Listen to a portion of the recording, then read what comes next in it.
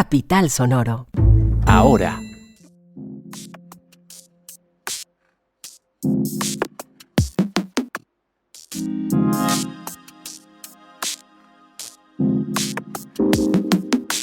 Les traemos las estrategias del Plan de Cultura 2038 que marcará el rumbo cultural, artístico y patrimonial de Bogotá para los próximos años. El presidente Gustavo Petro desmiente afirmaciones de su hermano acerca de la votación que lo llevó al triunfo electoral en ciertos territorios. Ahora, un podcast.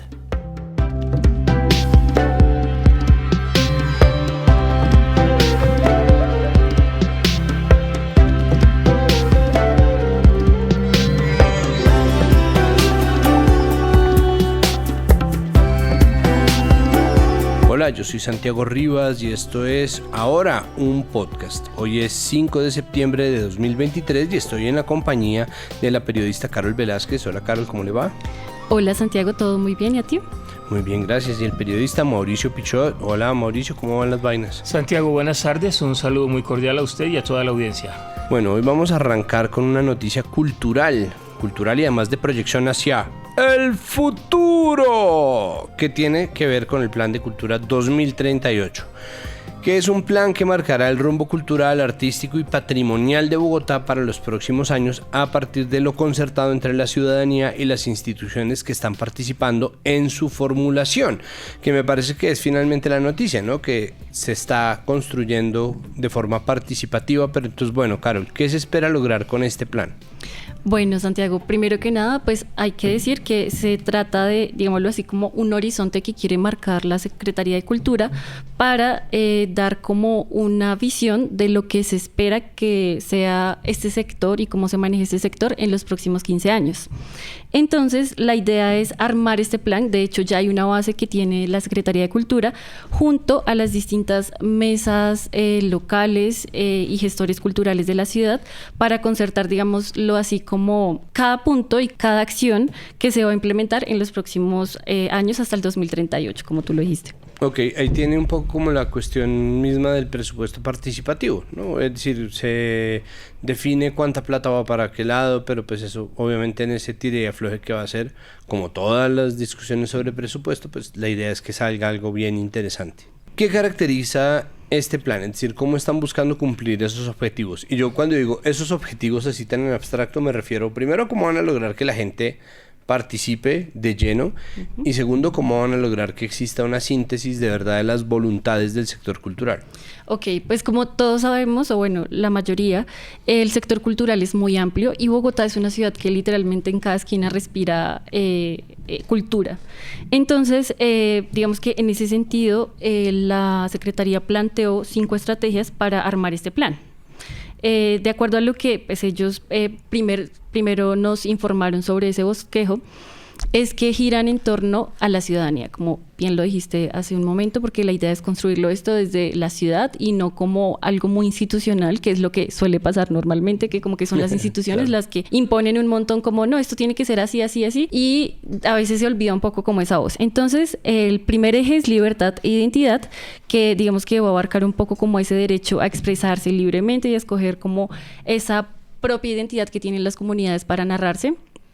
Porque como bien sabemos, digamos, Bogotá es una ciudad que, o sea, como que recibe a muchas personas, pero digamos que no es lo mismo una persona que vive en Tunjuelito a otra persona que vive en Suba, ¿sí? O sea, como que nuestras identidades igual tienen muchas diferencias, entonces digamos que este punto trata como de marcar eso. El segundo es comunidades creadoras, que va a tratar un poco el derecho a ejercer esas propias prácticas culturales que digamos que tienen las personas, es decir, como que sea de la misma comunidad la que participe y desarrolle como todos sus conocimientos, los saberes y esas expresiones culturales que pues nacen. El tercer punto es la diversidad y diálogo intercultural, que busca reconocer esa dimensión diversa de la vida de todos aquí en Bogotá, porque digamos que parte de la discusión dentro de la cultura y que creo que se ha dado en los últimos años es como mostrar esa diversidad de lo que somos como personas, que no es blanco y negro, sino que existe un montón de matices dentro de la sociedad. Entonces, pues este punto lo que busca es precisamente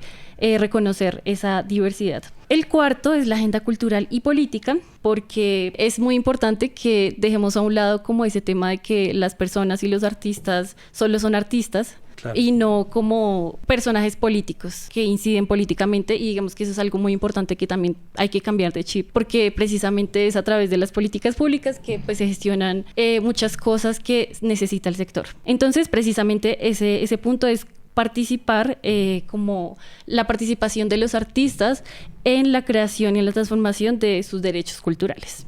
Y el último punto es la acción colectiva, que bueno, como todos sabemos también, uno no se forma solo, uno no se crea solo, uno casi nunca hace como las cosas solo, sino que siempre existe como un apoyo, y más en el sector cultural hay muchos colectivos. Entonces lo que busca este punto es asociarse con otros agentes sociales, comunitarios, privados y públicos, para articular estos derechos culturales con los territorios y las poblaciones de cada contexto. Digamos que eso es como a grandes rasgos, como este plan, como está pensado. Carol, desde el punto de vista práctico, ¿cómo lograr mantener ese diálogo del día a día con la ciudadanía para llevar a buen puerto esta iniciativa? Bueno, pues yo creo que aquí es donde empieza la tarea de la Secretaría de Cultura, de empezar a convocar a las personas que quieran participar, porque literalmente aquí, digamos, cualquier ciudadano puede participar en este diálogo para crear esta formulación del Plan de Cultura 2038.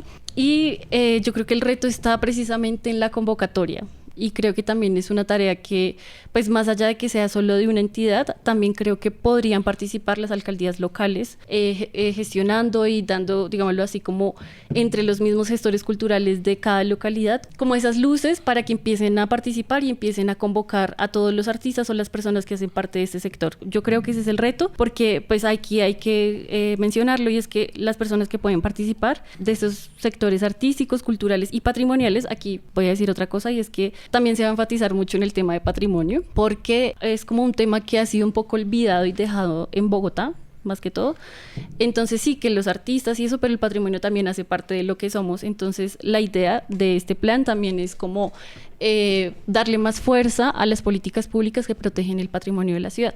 Entonces retomo lo que estaba diciendo de quienes pueden participar. Entonces están las mesas intersectoriales del sector público y de los distintos sectores de la administración. Pues ahí está el lado institucional, las mesas sectoriales, que son entidades sin ánimo de lucro que siempre han participado, digamos, en la cultura, la consulta ciudadana, que ya viene siendo como esa convocatoria que estábamos hablando, y la consulta a los agentes del sector, que son muy importantes aquí. Bueno, y además de estas mesas, ¿qué hay? Porque pues no puede ser que todo se resuma en estas mesas, que a final de cuentas también son un poco entidades, pues.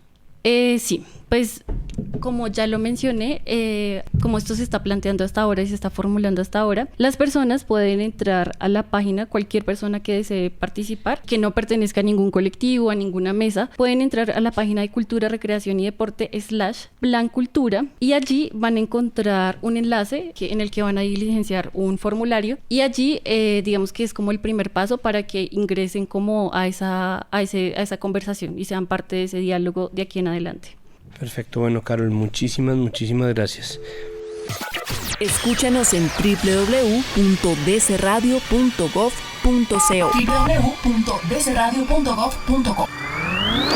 DC Radio. Continuamos aquí en Ahora, un podcast. En nuestro programa informativo de hoy, que se emite todos los días al mediodía, ahora de manera descentralizada, y que hoy se transmitió desde la localidad de Fontibón, tuvimos un especial electoral dedicado a dos localidades, Fontibón y Engativá. El 10.3% de la población de Bogotá vive en Engativá y el 5.1% en Fontibón. Ambas localidades sumaron el 16% de los votos para la alcaldía de Bogotá en las elecciones de 2019. Para este año tienen 786.000 personas habilitadas para votar, tanto para la alcaldía como para el consejo y juntas administradoras locales. En ambas en su momento ganó Claudia López, seguida de Carlos Galán.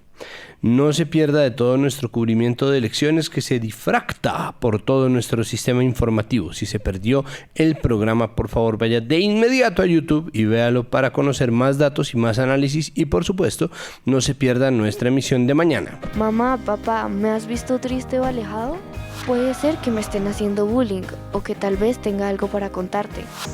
Necesito momentos para hablarte y desahogarme sin que me juzgues. Porque muchas veces el bullying lo podemos detener si lo hablamos. Amix, date cuenta, eso también es bullying. Digamos no más bullying en Eureka, tu canal.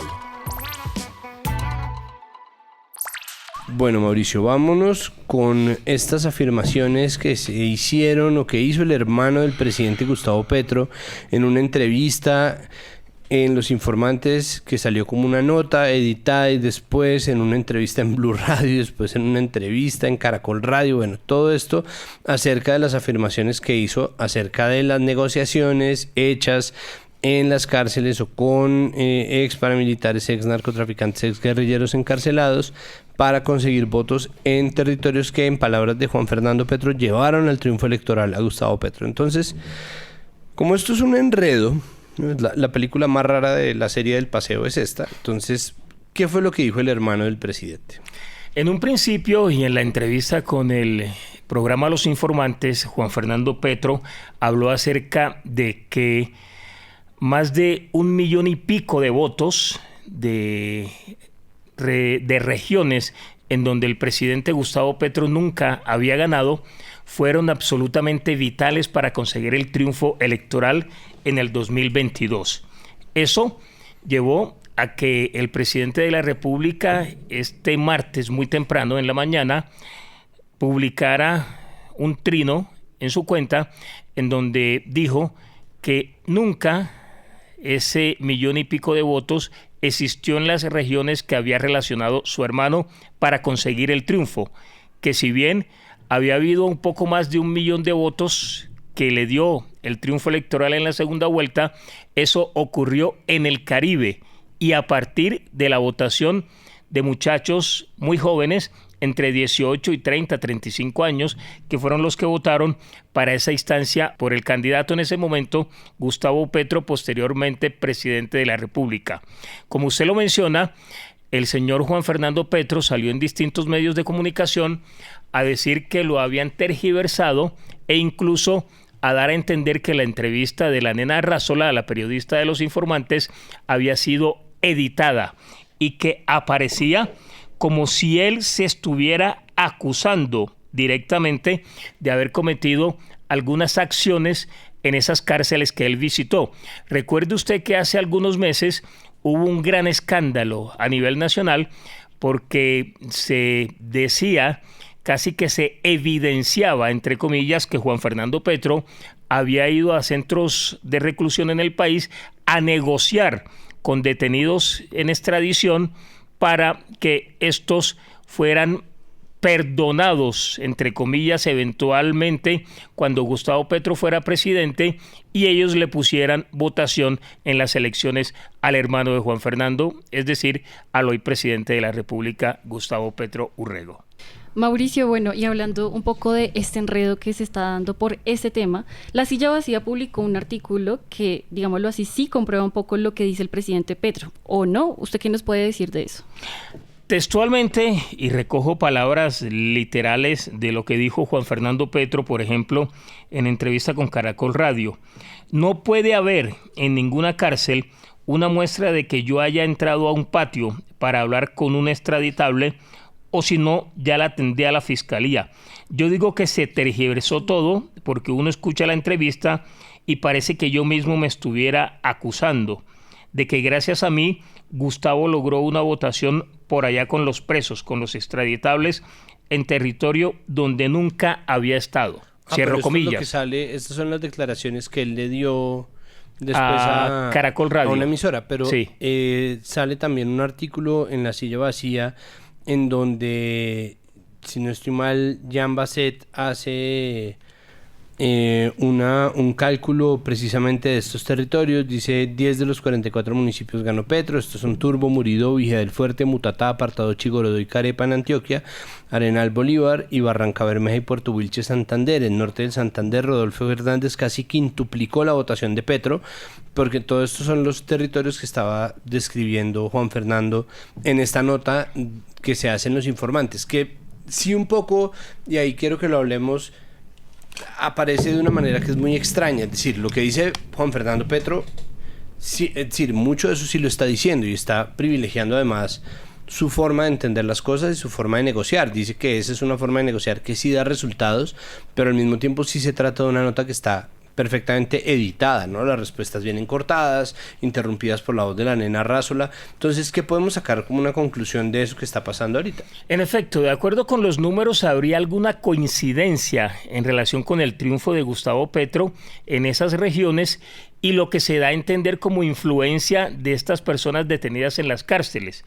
Ahora, sucede también, y eso ha trascendido en estas últimas 12, 20, 24 horas en redes, que se pretende establecer cuál es el real poder de esa gente detenida en las cárceles en esas regiones donde Gustavo Petro finalmente sacó la diferencia para vencer a Rodolfo Hernández. Es decir, si tendrían tanta influencia en cuanto a convencer a los habitantes de esos lugares para que votaran directamente por Gustavo Petro. Pero lo que usted menciona, el análisis de la silla vacía hace coincidir las declaraciones de Juan Fernando Petro con las cifras que posteriormente se conocieron en la segunda vuelta electoral. Ahí hay una cosa muy extraña, cómo se están contando estas noticias, ¿o no, Carol? Sí, total, porque siento que es como un teléfono roto, que aquí se dice algo, el otro dice aquí algo, el otro dice aquí algo, y al final, pues la gente, y siento yo que la opinión pública lo que está tomando es como lo primero y lo más rápido de grabarse, que es que Petro pues tiene un síndrome, pero digamos que ese tema de los votos en las cárceles y toda la polémica que hay detrás también se está dejando un poco de lado, o no sé ustedes qué piensan. Sí, pues es que el asunto de las cárceles se dejó de lado en favor de el cuento de que Petro, en las primeras palabras o declaraciones de Juan Fernando Petro, tenía Asperger. Cuando le preguntaron o que había sido diagnosticado con Asperger, cuando le volvieron a preguntar dijo que era que el psicólogo del colegio, como que los había visto, había sacado ese diagnóstico de la manga y le había dicho a Juan Fernando, y como su hermano se parece tanto a usted, pronto también. Entonces eso ni es un diagnóstico, ni viene de un examen riguroso, ni viene de un dictamen de nada. Ellos de hecho no hicieron nada de eso, pero al mismo tiempo pues ¿qué hacemos entonces con esa información? Y es que hay que anotar algo, y es que según dijo el hermano de Petro, ese diagnóstico se los dieron en los años 70. Y el síndrome de Asperger solo apareció en el manual de psicología en el año 94. Y de hecho eso ya no se habla porque pues el Asperger es un tipo, pues es autismo, entonces como que ahí también hay como una desinformación muy grande sobre como digamos, no es una enfermedad tampoco, no es una enfermedad, pero sí creo que está un poco tergiversado como todo este asunto precisamente sobre la salud mental del presidente. Sí, porque se está buscando, de hecho si ustedes oyen la entrevista con Blue Radio, que de pronto mejor que alguien se las cuente, pero bueno, si la quieren ir, vayan, pues está precisamente, ¿no? Se empiezan a preguntar cómo no, ¿será que tiene depresión? ¿Será que no tiene depresión?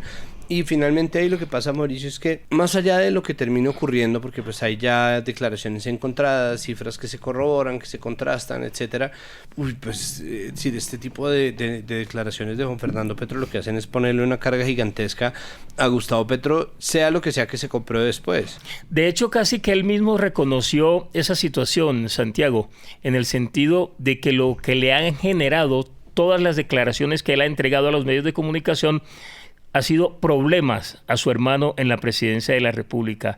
Ha dicho, y eso lo dejó entrever en la entrevista con Caracol Radio, que cada vez que él abre la boca casi que se arma una tormenta en un vaso con agua. Y también en relación con ese episodio del síndrome de Asperger, es muy curioso porque Juan Fernando Petro en la misma entrevista lo remite como a una tomadura de pelo, como se diría en el interior del país. Es decir, Juan Fernando Petro lo habría dicho como a manera de algo casual, no con la intención de que fuera evaluado y de que fuera cuestionado como empezó a ser cuestionado en esos momentos. Pero además, si usted mira la lista de las personas a nivel mundial que tienen esa condición, es una lista de personas absolutamente brillantes. Entre ellos Elon Musk, el de Tesla, el de lo que antes era Twitter, por ejemplo. Uy, a mí el ejemplo de Elon Musk me da como...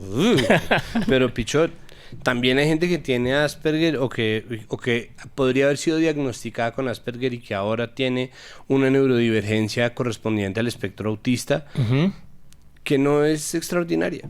Es decir, es simplemente una neurodivergencia que no termina por probar nada, pero en esas pues nos metimos en un berenjenal gigantesco. Mauricio, muchísimas gracias. A usted, Santiago, a Carol y a toda la audiencia. Carol, muchísimas gracias. Y yo les digo muchísimas gracias, pero nos vamos con los titulares. Música.